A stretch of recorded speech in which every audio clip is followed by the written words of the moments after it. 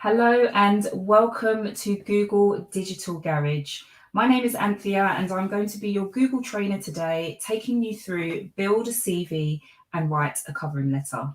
Thank you to those of you who are joining today. Please drop in the chat. Let us know where are you tuning in from and what are you hoping to get out of today's session.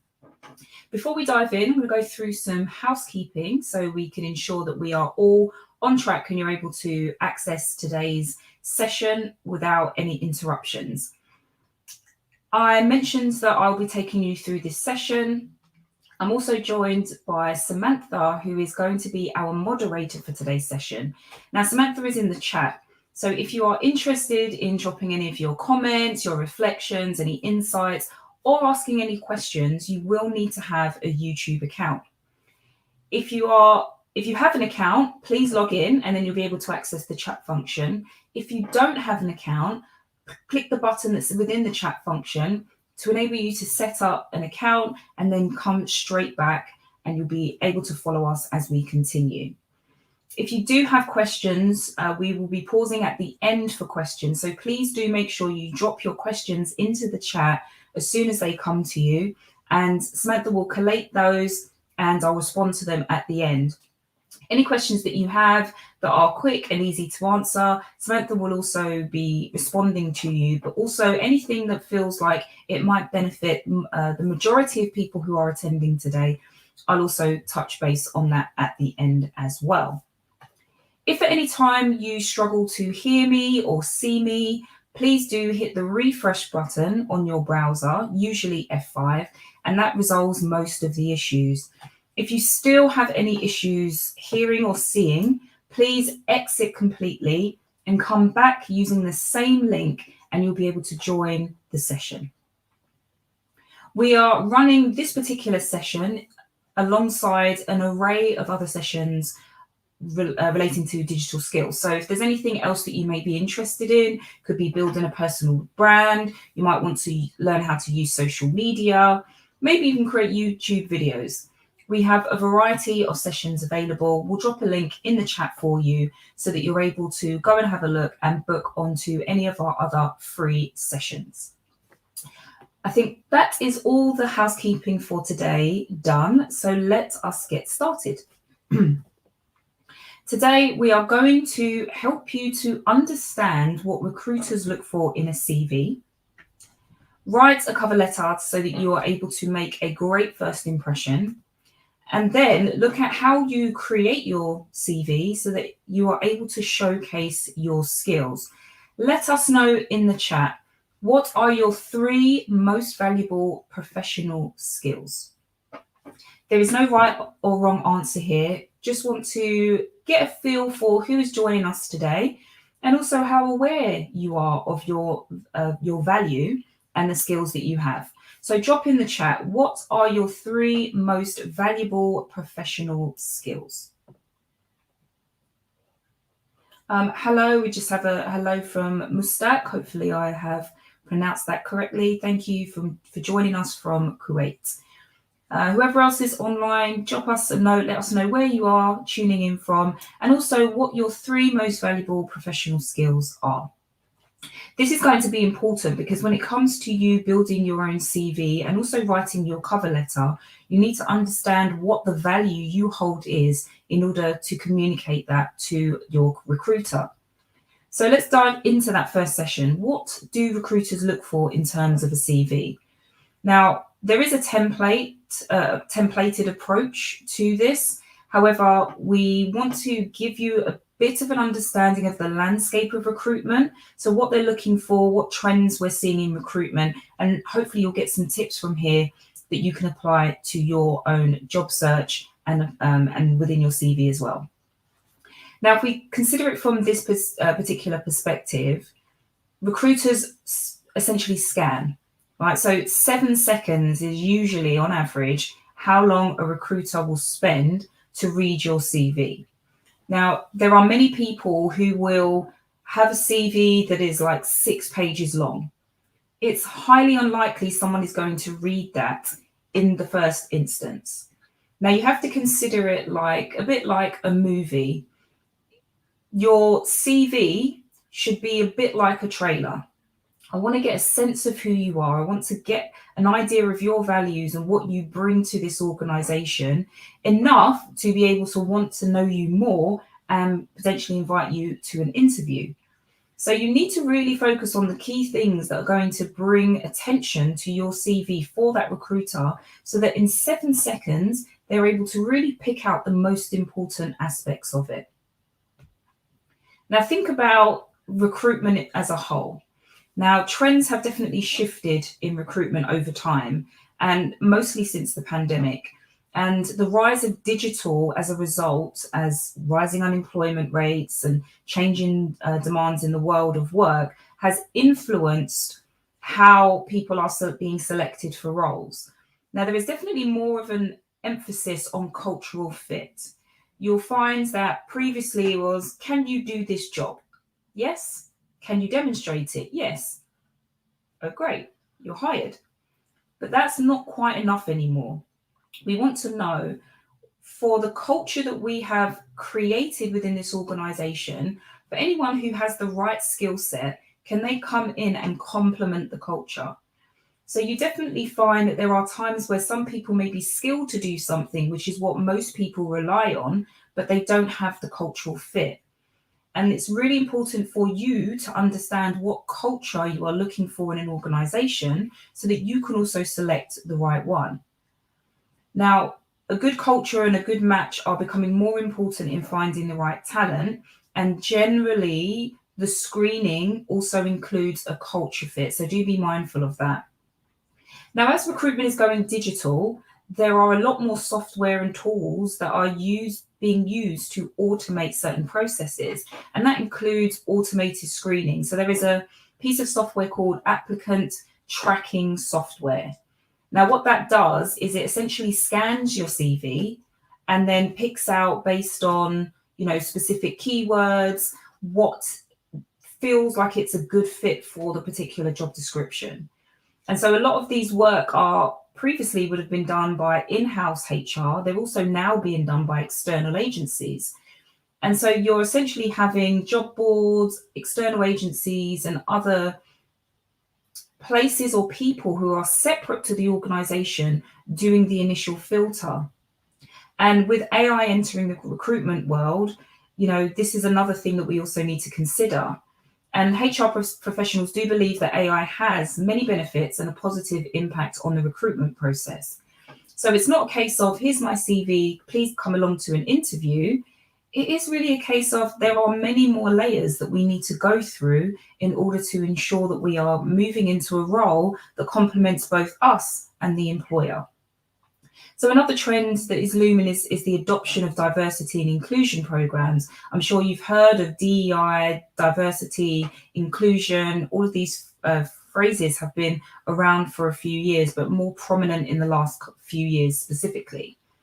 Now, most organizations understand the importance and value of diverse teams, and they're starting to shift towards, being more accurate in their hiring process, as well as ensuring that their teams are also inclusive.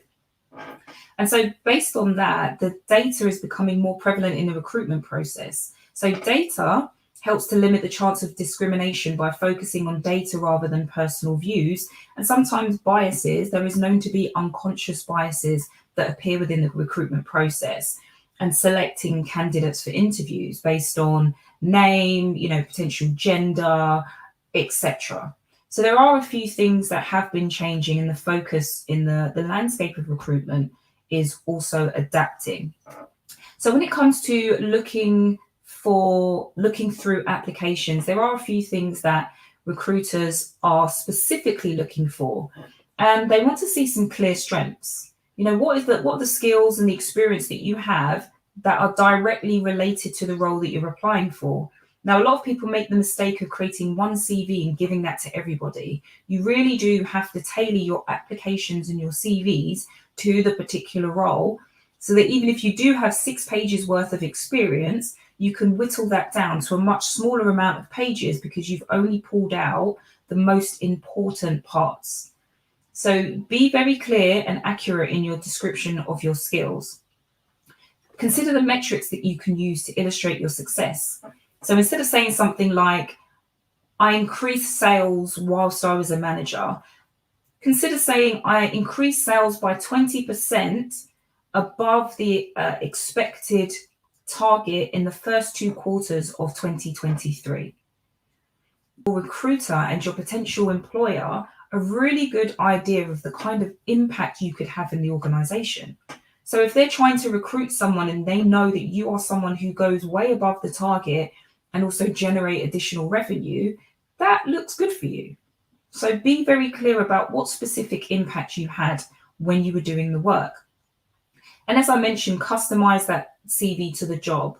So make sure that someone looking at it sees you in the role based on the experience that you have highlighted within your CV. Your ability to follow instructions is absolutely crucial. I remember working in a company many, many years ago, and I was part of the recruitment process. There was a very specific order of things that needed to be done. And because the particular applicant didn't follow that, they were immediately rejected. If at the application stage you can't follow a few simple instructions, that gives a huge insight into your ability to follow instructions once you've got the job. So they don't want to have to repeat things several times because you don't have an ability to follow instructions or because you want to do things your own way. And then lastly, you want to demonstrate adaptability and agility. Organizations are looking to future-proof their teams. And yeah, we don't know what the future holds, but we can adapt to new challenges, and being able to showcase that will help you to secure some success. So think about the automation of recruitment, how things have changed over time. So with the automation process, mostly job boards, the introduction of job boards has been on the rise. More people are going to job boards to look for roles rather than going to a particular organization to see if there are any vacancies. So these could be websites, they could be apps. So for example, Google has an option, we'll look at that later, but there are specific job boards that advertise jobs and help employees find candidates. And because each one works differently, just be aware that there might be some specific nuances, but the basic premise is the same. You see a job, you search for a job, you see the job you want, you apply through their particular application, and it might require you to upload a CV and a covering letter or complete a specific form, which includes questions usually provided by the employer. As mentioned, you can also apply directly to an employer. And if you do that, then it generally shows that you have a very clear sense of who you want to work for. So you're not job focused, you know the specific companies that you want to work for. So it is worthwhile having a list of companies you would ideally like to work for based on what you know about the organization, the culture, the type of work, the progression, and any reviews that you've had in terms of their work, their business. Once you do that, it enables you to pitch yourself directly to the organization and also stay on their radar if you're not successful this time. Another way that the recruitment is being automated is through the integration of AI. So essentially what happens is recruitment software will screen the CV, as I mentioned earlier, for relevancy. So specific keywords that you may be using. If you're going for a project manager role and you don't use the phrase project manager or milestones or deliverables or stakeholder management, your ranking is likely to be less, mostly because these are real key phrases in that particular world. And so when it comes to the introduction of AI, the recruitment process itself, it quickens it because it can source through suitable candidates, it can screen them and then score them based on suitability. So it could be that the AI system in itself will be able to provide you with the employer with a short list, which they will then look through. So again, you have to be aware that there are many layers to this, and you have to make sure that you are standing out as much as you possibly can from the beginning. And while AI is still in its infancy, using it to improve your chances of success in the application process can be a really powerful way for you to get ahead. So as I mentioned, you can use Google to search for jobs. And this is a really great place to start. It brings together job postings from across the web. And you can filter it based on location, based on type, on a particular job title, distance. There are so many different filters that you have, salary, etc. And it just makes it easier for you to access jobs that you may not have been aware existed.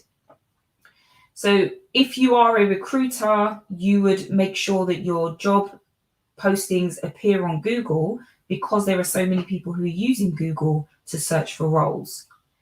So once you've typed in your phrasing, you can run the search and then you will be able to start filtering, look through the job description, and then follow the instructions to determine how to go about applying. Remember, it will be determined by the individual job whether or not you need to upload a CV or maybe complete an application form. You can also use things like LinkedIn. LinkedIn have a jobs area and they have an opportunity for you to search for roles across the world, and you can also apply. Some of them allow you to connect with the recruiter who also has a LinkedIn profile. Some of them will take you to a website, and some of them will manage the application process through LinkedIn. So one thing here is make sure that you are keeping your LinkedIn profile updated, because if you apply for any jobs through LinkedIn, guaranteed they will have a look at your LinkedIn profile. So if your LinkedIn profile is not reflecting what your CV or your cover letter is saying, then you're likely to be cancelling yourself out from that. And then you also have other job boards like Reed, Monster, etc. Again, same rules as before. You type in a search, you filter your search, and then you look through the job descriptions to determine which one of these jobs would you really like. And then you have the opportunity to make that application. As mentioned, these are just a few of many job boards out there. So do go and have a look at multiple job boards and play around with them and essentially cast a wide net to increase your chances of being invited for interview. When you upload your CV to a lot of these job boards, they will give you the option to save your CV online and make your CV available to recruiters. Even on LinkedIn, there is an option for you to update your profile to say open to work, and that will allow recruiters to approach you and start sending you messages. So the next part then is to look at your cover letter. Now, again, it's another templated approach, but we've put together a simple template, which is a good way for you to get started, but do know that it's not going to be the right approach for every job.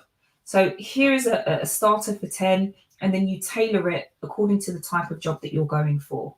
Make sure that you are researching your industry and you're looking at the job description to see if they have any specific requirements, and read that job description thoroughly to ensure, because not all jobs require a cover letter. However, creating a cover letter can also help you stand out where other people have not put one as well. And yes, this process can be quite painful and time consuming, but you will need to write a new cover letter for every time you apply for a different job. And that is to ensure that you have customized it and tailored it to the job that you are going for.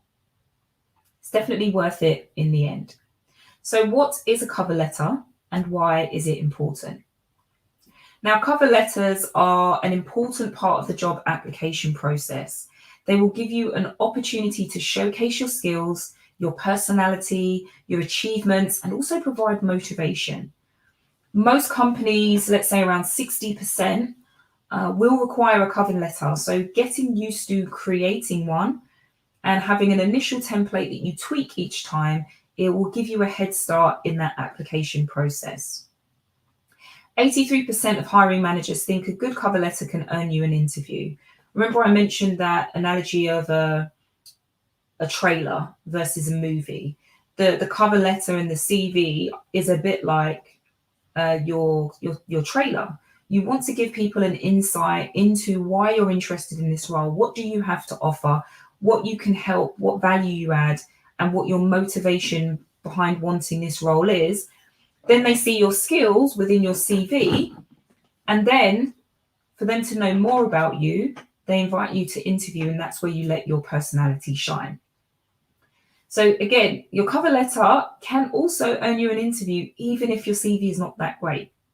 I'm not saying make sure that your CV is not great. What I'm saying is, even if you are struggling to get your CV to look or feel or sound right, the cover letter could be the deciding factor between you being invited to an interview or not. Your cover letter is a great opportunity for you to make a great first impression. Show off your communication skills. Remember, a cover letter is written communication, so that will showcase that and also your value to the employer. So let's look at what we need to include or within the cover letter. The first thing is the cover letter will generally get seen before your CV does. So in your cover letter, they're looking, when they ask for a cover letter, they're really looking for one thing: something that proves that you could be the ideal candidate for them to invest their time and money in. What you have to realize is that the recruitment process is expensive. So this isn't a case of let's throw jobs out there and interview everyone who comes back. There are time and money and resources invested into this process. So you really do have to take that time to make sure you stand out and can be one of the few who are invited into that interview. So again, it's not just about restating what's on your CV. Only 2% of candidates will make it to the interview stage. And so you really need to make your CV stand out by including additional skills and experiences. And your covering letter is really that opportunity for you to make sure that it's concise. You know, what is the specific thing that you need to communicate with your cover letter? It's goal oriented. So what is it you're hoping to get out of it? It's relevant. Why am I relevant? Why is this letter relevant? Why are my skills relevant? I'm writing it in a way that shows you that I am the perfect person to be considered for this role. And then lastly, that it's authentic and honest. This doesn't mean go and copy and paste a cover letter from the internet. Really be honest here. Why is it that you want this role? What has drawn you to this organization? And why do you feel that you add value? You can bring something different to their organization. So there are 5 steps to writing a cover letter. So we'll break this down now. For those of you who are watching, get your notepads out and your pens and start taking notes and try to construct your cover letter for any jobs that you might currently be applying for as we move through this session. That will give you a good idea about how to approach this. So you want to start with an introduction. Showcase your most relevant experience first, so put that in chronological order. Demonstrate the value that you're going to add, include anything that backs it up, and then sign off at the end. So let's start with number 1, your introduction. Now, when you're writing your introduction, you need to think about how you're going to address the person. So hi is a little bit more informal. Hello is friendly, but not too old-fashioned. And dear is quite classic. So again, think about the kind of organization that you are intending to work for. 2 might be a bit too informal or inappropriate. So again, if you're unsure of how to address it, you can either leave it blank or even say, for the attention of the hiring manager. If you happen to know who is the hiring manager, you can put their name there instead. So when it comes to the introduction, think about mention anyone that you know or any referrals that you might have with the company. If you start with that, then it immediately gives you credibility. There is someone within the organization or someone who knows their organization that thought you might be a good fit. So that, again, boosts that credibility. And to build a strong introduction, there are a few questions that you want to answer. Who are you? Which skills and expertise do you have? Why are you a good candidate for this job? What job are you applying for? And where did you hear about it? So who are you? Yeah, outside of your name, what is the kind of essentially, what do you brand yourself as? Remember, this might be different from your actual job because you may have been working a part-time job in order to move to that next level. So you don't want to classify yourself as something that you're not. By trade, you could be an engineer. By trade, you could be a project manager. So you start with that to say you are currently doing this and this is where you're working. Here are the skills and expertise that you have. You're going to be great for this because, and this is what I'm applying for, and this is where I heard it. So again, this is really useful for it. And here's an example of this one. I've recently completed an IT solutions apprenticeship. I'd like to apply for the junior systems analyst role at whatever the company name is. I found this advert for this role on such and such a website. And then this would now be a good place for you to reference anyone that you know at the company if you think that they would have good things to say about you. And if you're not working and you're maybe in education, that's fine. Just replace that first sentence for what you're interested in and what you're good at, because you won't have the work experience to back it up. So, for example, I would like to apply for the role of marketing system. I'm extremely organized and enjoy connecting with people. Next, showcase your most relevant experience first. The idea here is that the thing that you've done that's most relevant, so most relevant doesn't always mean most recent. So think about the job that you're going for, look back at your experience, and bearing in mind this could also be voluntary experience as well as paid experience. What is it that you've done that closely aligns to the job that you're moving into or hoping to? So you highlight any positions that are relevant to the role and give an idea about what you did there. Now, based on what I mentioned earlier, there are definitely some improvements that could be made about I excelled at customer services. This was where we may potentially say something like I achieved 20% over the agreed target for customer service interaction, or whatever that looks like, trying to be a bit more specific. But usually you can bring those kind of facts up in an interview, so don't worry too much if you don't get it now. So again, just think about what you've done. Avoid discussing specific jobs in a chronological order. Don't recap your entire CV. Just focus on what experience have you had that is relevant to this particular role that you're applying for. Then the next thing is to demonstrate how you're going to add value. Now it's time to look at your value. So what experience can be applied to this role? So you illustrate how your successes and learnings in the past will be directly applied to the role and the responsibility in your new job. For example, not only has my training from the London Sales Forum equipped me with the knowledge needed for the role as sales advisor, I would also bring my professionalism, diplomacy, and enthusiasm to the position.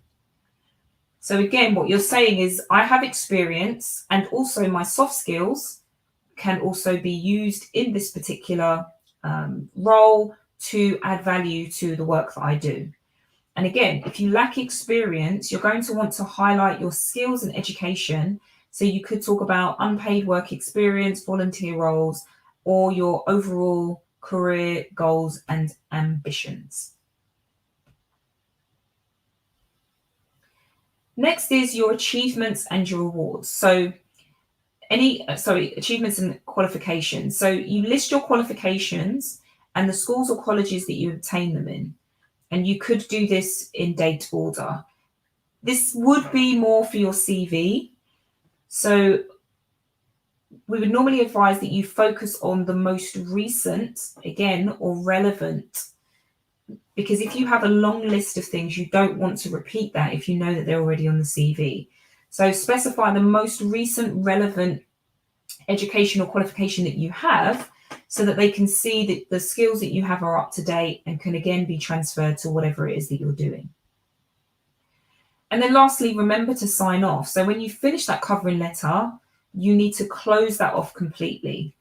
So usually it's a nice way to give some form of call to action. So you want to say that you would like more information. You're leaving it open to say if they would like more information, that you're open to being communicated with.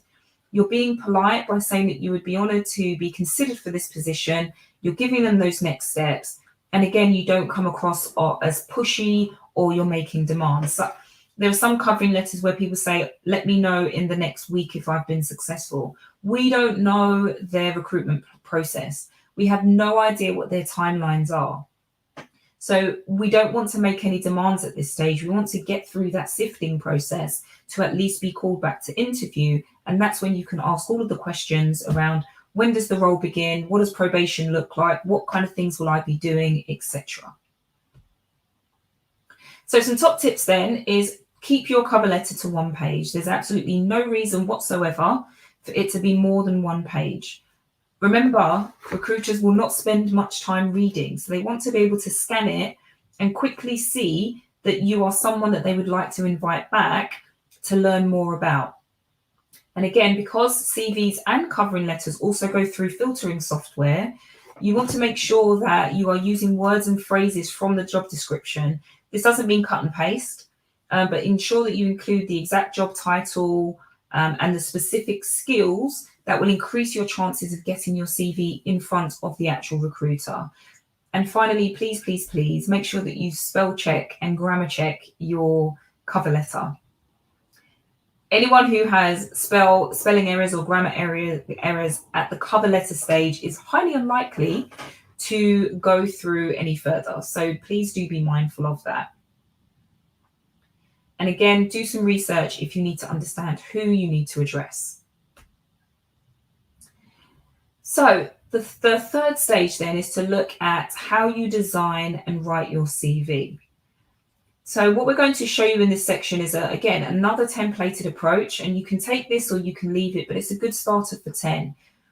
Especially for some of you who may not have a huge amount of work experience, this is a good way to kickstart your CV building and at least have something that you can continue to work on as you get experience. If you don't have much experience, I would also suggest that you go and get some.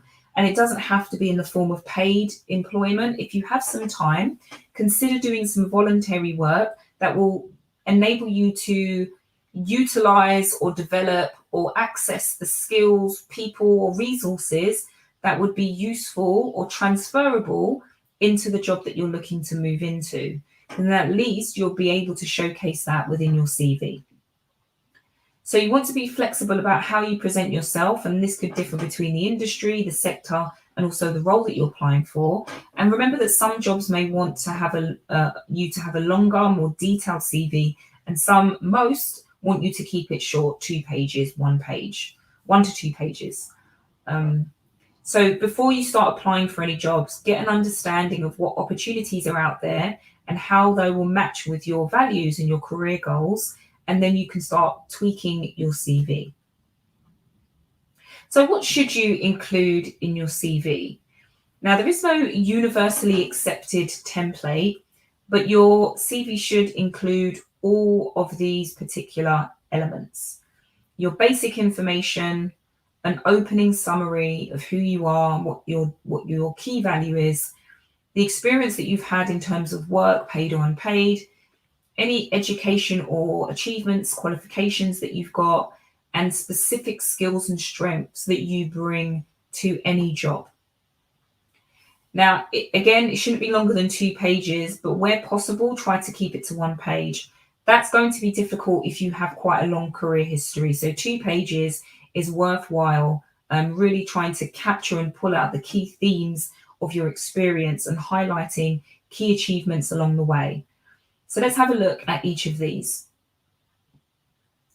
The first is the basic information, very, very basic. So name, address or location. Now with address, completely up to you. I haven't written my address on my CV in about 20 years. It's not really needed anymore. The location is useful. And if you live in quite a big city and are potentially looking to commute, or you want the potential recruiter to have an idea about where you are, you can put your postcode or your town in there as well. And at least that way, if they're trying to search for roles and to check the distance between yourself and the particular employer, they have a better idea about what that might look like. Put in any particular contact information, so email address, telephone number, etc. It depending on where you're applying for a role, you may need to put in additional information such as your nationality or your visa. Most people do not require you to enter your date of birth. You could put your age if you want to, and if you feel it's relevant. Some people may request it for legal reasons, and they would specify that in the application itself or the job description. So again, it's kind of up to you at this stage. You may want to state whether or not you drive, and if you have a driving license and a car. Again, depends on the type of role that you're doing, that might be relevant. I once did training across the UK, and I put that I had a driving license and I had a car.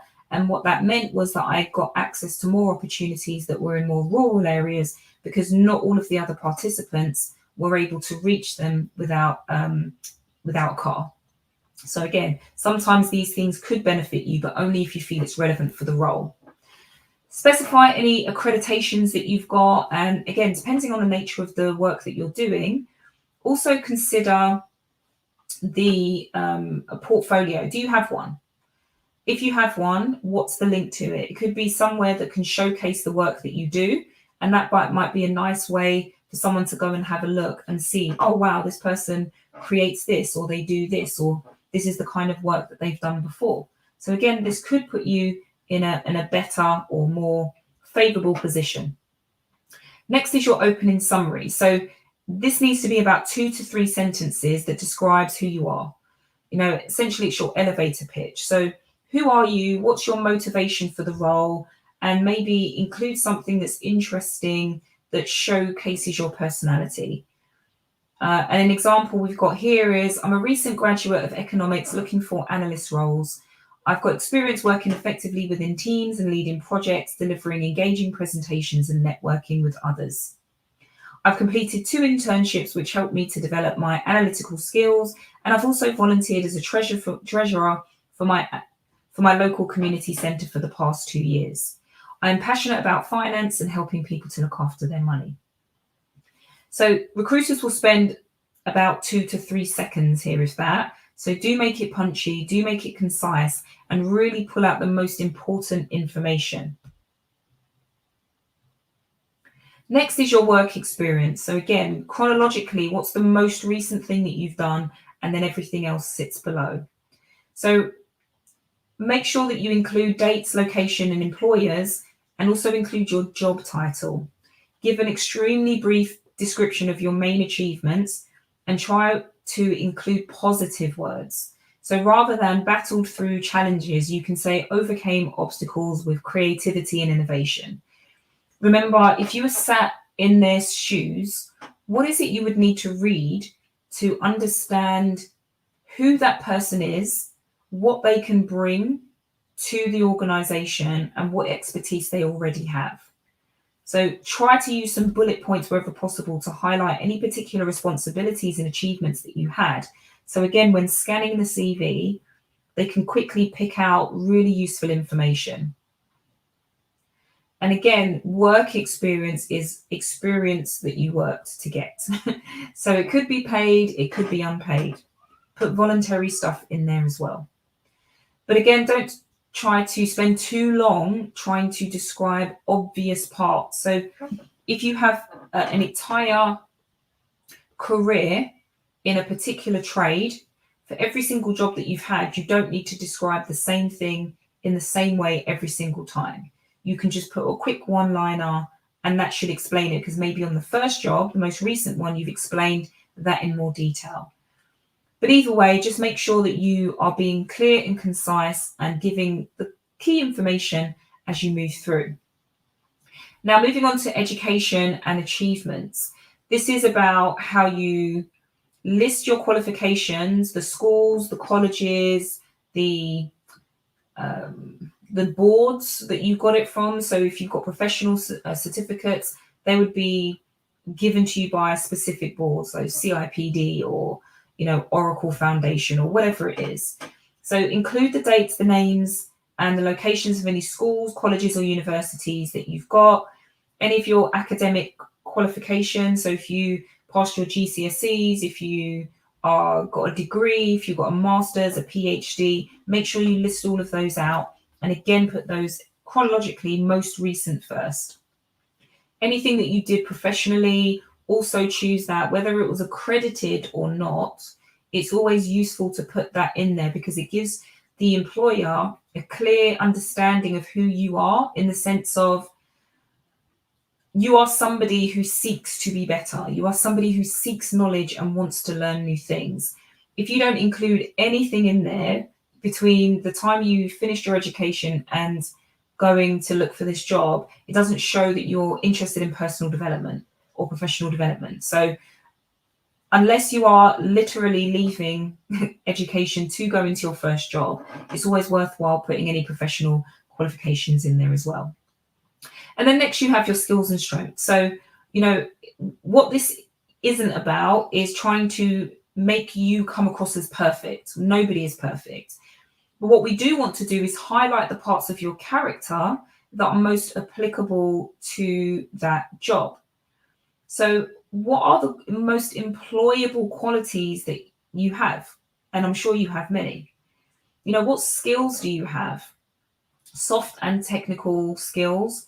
And what experience suits the job that you're applying for? So remember, soft skills are things like leadership, communication, adaptability, conflict resolution, etc. And then your technical skills could be things that you studied for as well, coding, graphic design, etc.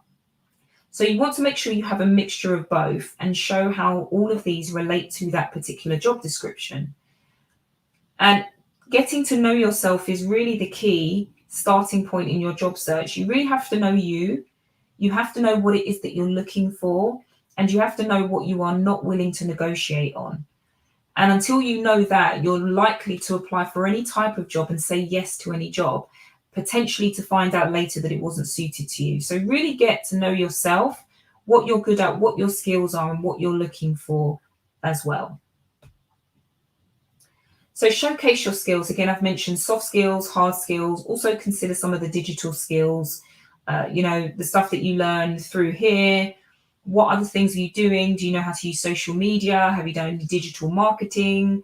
That kind of thing. Do you do video editing?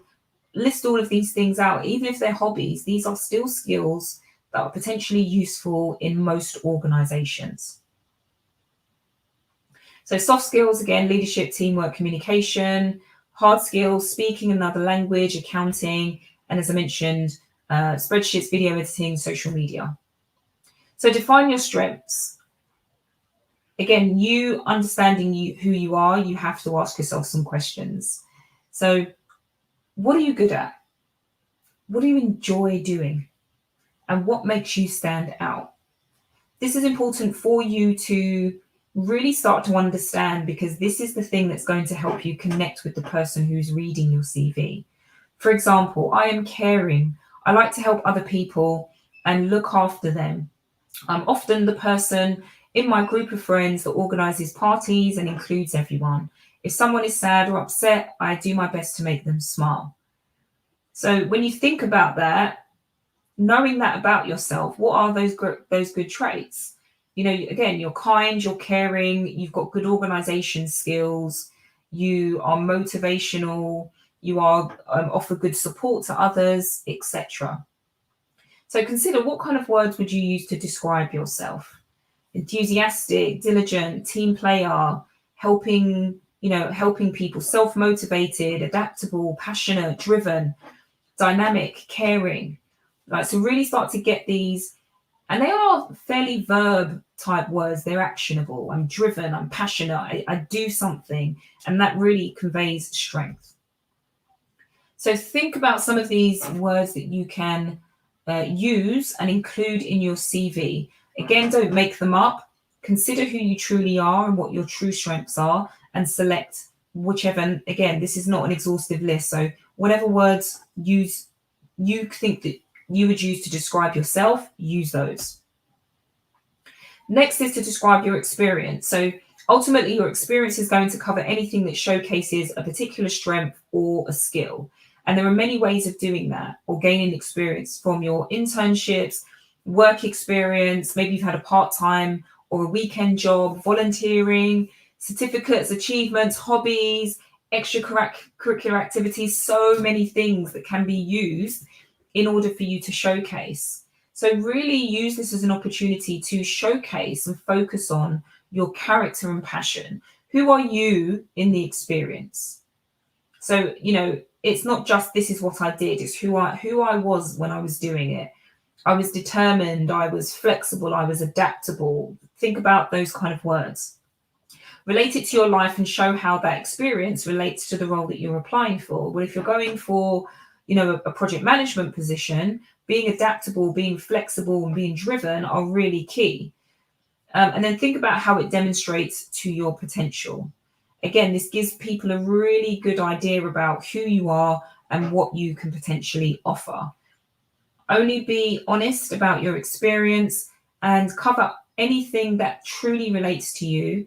Remember, you don't always have to be 100% skilled or experienced to do the role, because the idea is that you join the role in order to develop your way through.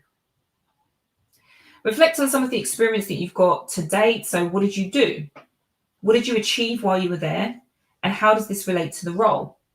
So we're going to look at the structure of how you pull all these things together, but you really do need to think about how to condense the information. It can be really easy to get to 6 pages in a CV simply because you're writing out every single thing that they did. Think high level, think employer. What is it I need to see that somebody has done for me to know that they can come and do that in my organization? What is it that I need to see that they've achieved? So again, what's the impact that you had within the role? And what was the impact you had in the business? And maybe what the impact you had in with the team. So how you're, working with the team, increasing team, motivating team, training the team, like whatever that looks like, increasing revenue, reducing the number of sick days amongst employees because you boosted morale, whatever it looks like.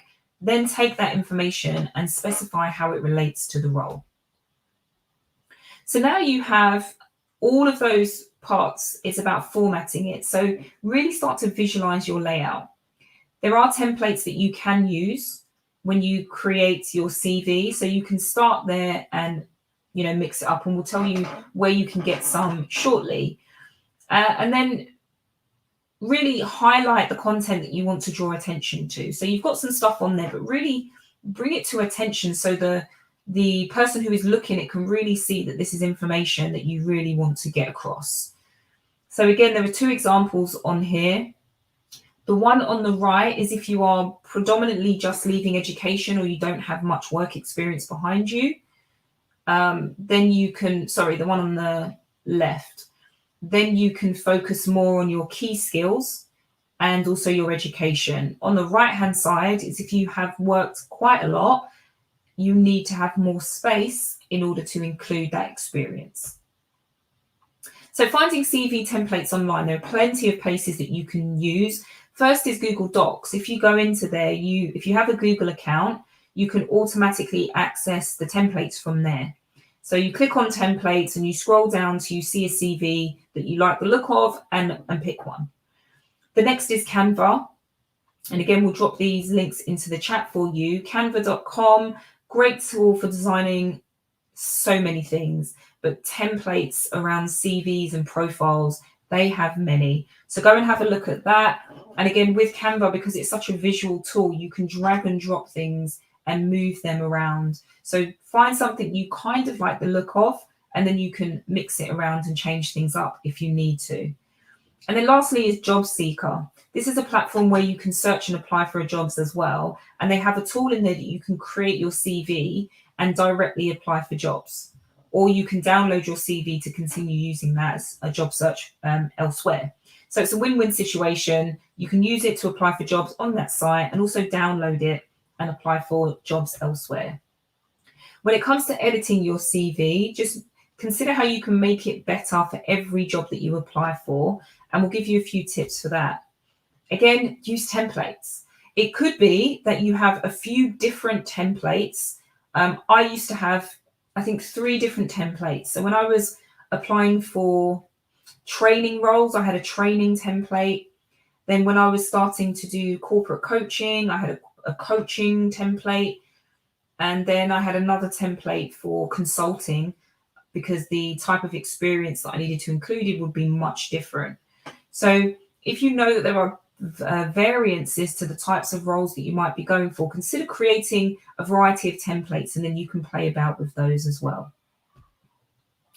Remember to focus on the results, not the tasks. So not just what you did, but how you did it, ensuring that you demonstrate that impact. So again, use your metrics. What did you do? So instead of saying, oh, I managed the sales team for 1 year, I scaled the sales team by 50% within my first year, generating an additional 160K of revenue for the organization, something like that. Showing examples of work. I mentioned portfolios before, but if you have anything else that could be used in the type of role that you're going for, make that available.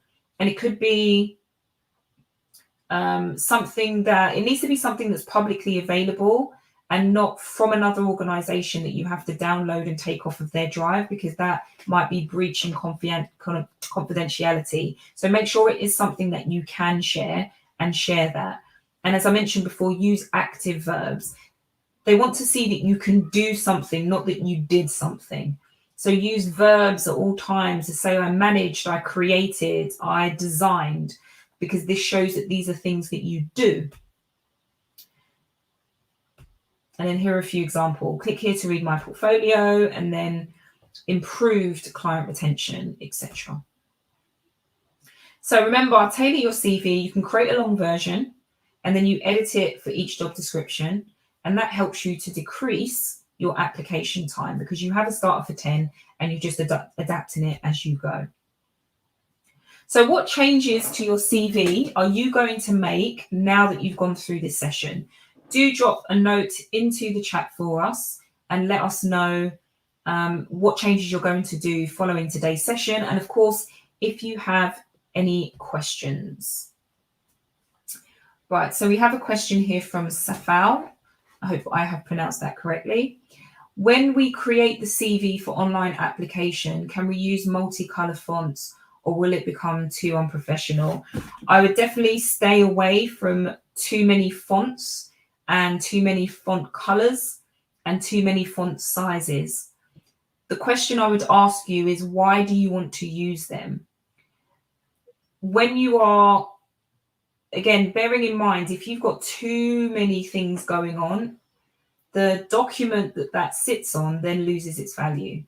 If someone is having to scroll for 7 seconds, having those colors there grabs their attention or distracts them from what they really want to be seeing.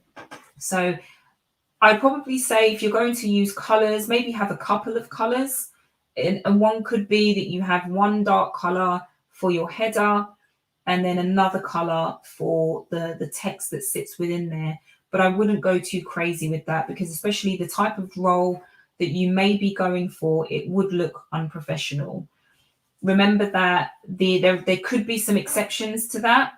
So for example, if you are applying for a role in the creative industry, maybe where you need to do, I don't know, some kind of design or editing of some sort, they may want to see how your skills come through in your application. What that then means is that you might get creative with the type of CV that you choose to put forward. And even then, there are still design rules, and you don't want to distract people too much from the content that sits within. So you may end up using more colors, or including images, or a couple of different fonts, because that suits the organization and the request or the requirement that they have for a particular application.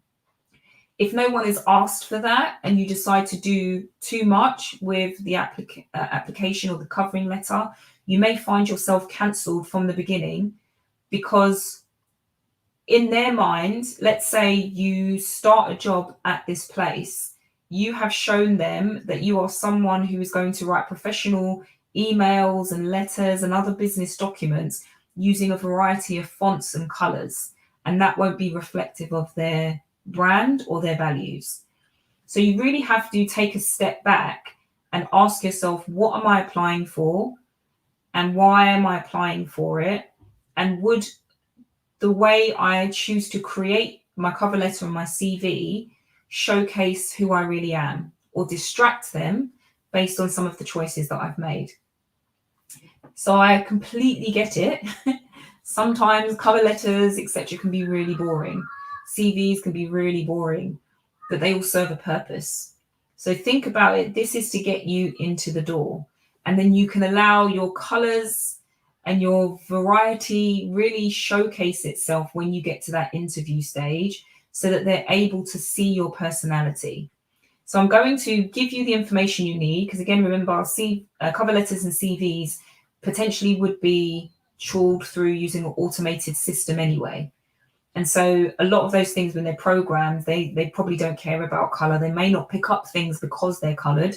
So you want to give that the best chance possible to land in the lap of somebody who's like, right, I need to see this person. They've given me all the information to see that they're quite interesting. They're passionate about what it is that they do. Now let's get them into an interview. And then when you're having that one-to-one, one-to-many conversation, that's when you start to elaborate on the things that you've done, showcase yourself, and really show how much value that you can add, as well as ensure that this is a place that you want to work. Yes, we all need to work. Yes, we all need jobs. Yes, we all need money. But not every single job that we come across is going to be a good fit for us. So in addition to figuring out your values, what it is that you want, make sure that you're very clear about the type of organization that you want to work for, so that when you get to interview phase, that you have questions to ask them to determine whether or not they meet your requirements, right? This is two-way. They have to meet your requirements as much as you have to meet theirs. And if it's not aligned, you may find that it's not the place for you. So really do think about these things. Think about what we've covered today. And again, make sure that you're clear about what it is you're looking for. You take the time to create your cover letter template, your CV template, and adapt that for every role that you go for. Right, so it doesn't look like we have any more questions. You're welcome, Safal. So last thing for us to do then is to wrap up and say thank you. Thank you so much for joining us this evening. We hope that you found today useful. Let us know in the chat what your biggest takeaway is from today, what you're planning to do following today's session. As I mentioned earlier, we have a variety of other sessions available from Google Digital Garage. So we'll drop the link in for you to go and check out what other webinars we've got going on. Please do subscribe to those and continue to get that learning, that development, those insights so that you can improve various areas of your life and your digital skills. If there are no more questions, then again, we'd like to thank you and ask that you leave your feedback. You can scan the QR code that is on screen, or you can type in the URL address that's there. But again, thanks again for joining us today. We look forward to welcoming you to another Google Digital Garage session in the future. Enjoy your evening and take care.